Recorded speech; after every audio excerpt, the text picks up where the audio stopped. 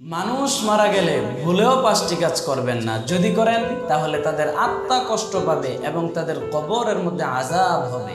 সুতরাং এই 5টি কাজ মানুষ মারা গেলে ভুলেও করবেন না। আমাদের বাবা মা দাদা দাদি ভাই বোন আত্মীয় স্বজন মারা গেলে এই 5টি কাজ আমরা ভুলেও করব না। যদি করি তাহলে আমাদের বাবা মা আত্মীয় স্বজন আমাদের পরিবার পরিজন যারা মারা যাবে তাদের কবরের মধ্যে আযাব হবে এবং তাদের আত্মা কষ্ট পাবে। নাম্বার 1 নাম্বার হচ্ছে মানুষ মারা গেলে আমরা প্রথম যে ভুলটা করে থাকি সেটা হচ্ছে কাফন দাফনের মধ্যে আমরা লেট করে ফেলি।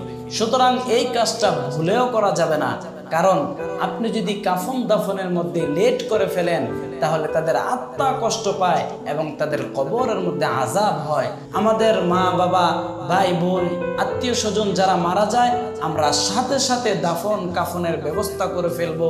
নাম্বার 2 নাম্বার হচ্ছে আমরা যে ভুলটা করে থাকি সেটা হচ্ছে আমাদের কোনো আত্মীয় স্বজন মারা গেলে আমরা এতটাই বেহুশ হয়ে যাই, এতটাই বেপরোয়া হয়ে যাই যে আমরা বিলাপ করে কান্না বান্না করি, বুকে থাবড়িয়ে থাবড়িয়ে তারপরে আমরা কান্না করি।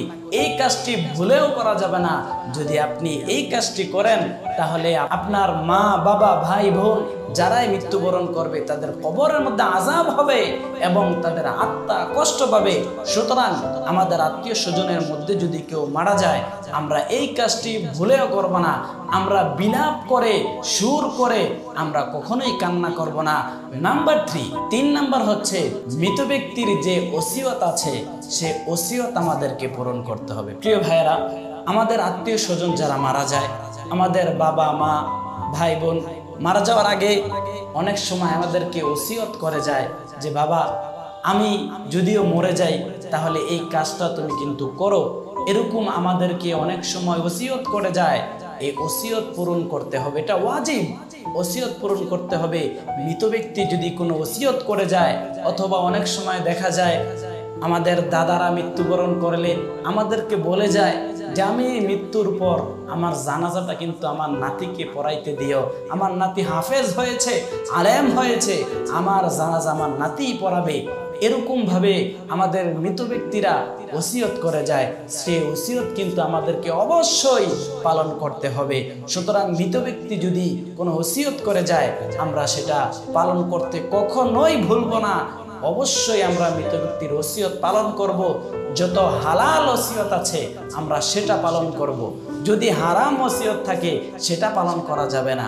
যদি কোনো হারাম ওসিয়ত করে যায় সেটা যদি আপনি পালন করেন তাহলে আপনিও গুনাহগার হবেন। সুতরাং কোনো হারাম ওসিয়ত করলে সেটা পালন করা যাবে না।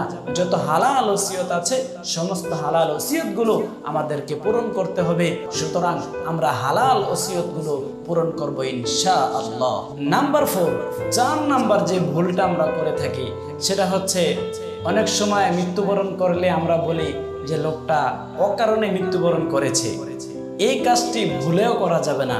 অকাল বলতে কিছুই নেই, কারণ আল্লাহ তাআলা যার যতটুকু হায়াত দিয়েছেন সে ততটুকুই বাঁচবে, তার থেকে 1 মিনিট বেশিও বাঁচবে না, 1 মিনিট কমও বাঁচবে না। আল্লাহ তাআলা যার যতটুকু সময় দিয়েছে সে ততটুকুই বাঁচবে। সুতরাং অকাল বলতে কিছুই নেই, কারণ আল্লাহ তাআলা কোরআনুল কারীমের মধ্যেও বলেছেন ইযা জাআ আজালুহুম লা ইস্তাখিরুনা সাআতান ওয়া লা ইস্তাকদিমুন। আল্লাহ তাআলা কোরআনুল কারীমের মধ্যেও বলেছেন যার যতটুকু হায়াত আছে সে হায়াত অনুযায়ী দুনিয়ার মধ্যে বাঁচবে, তার আগেও ইন্তেকাল করবে না, পরেও ইন্তেকাল করবে না। সুতরাং আল্লাহ তাআলা আমাদের সকলের হায়াতকে নির্ধারণ করে দিয়েছে, এটা কেউ পরিবর্তন করতে পারবে না। সুতরাং অকাল বলতে কিছুই নেই, এই কথাটা আমরা ভুলেও বলবো না। এটা যে বলবে তারও গুনাহ হবে এবং মৃত ব্যক্তিরও কবরের মধ্যে আযাব হবে এবং শাস্তি পাবে।